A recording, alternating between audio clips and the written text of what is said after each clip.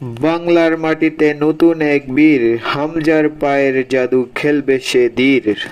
তো হে বন্ধুরা, সামনে আসছে 26শে মার্চ বাংলাদেশ বনাম ইন্ডিয়া। এশিয়া ফুটবলে নিয়ে আসছে দারুণ এক উত্তেজনাপূর্ণ মুহূর্ত। তবে এবার বাংলাদেশের এক নতুন অগ্নি অস্ত্র। ইংলিশ প্রিমিয়ার লিগের ইপিএল অভিজ্ঞতা নিয়ে প্রথমবারের মতো বাংলাদেশের জার্সি গায়ে নিয়ে মাঠে নামছেন তিনি।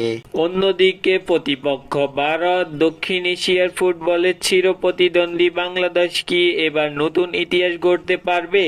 হামজার অন্তর্চুক্তি কি বদলে দিবে ম্যাচের গতি? এমন হাজারো প্রশ্ন জাগছে জনগণের মনে।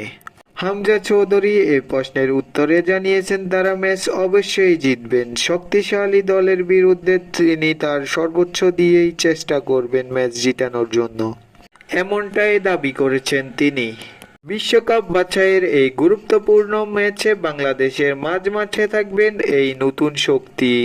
ইংল্যান্ডের হয়ে খেলা বাংলাদেশি এই প্লেয়ার কি ইন্ডিয়ার বিপক্ষে দুর্দান্ত দক্ষতা দেখাতে পারবে?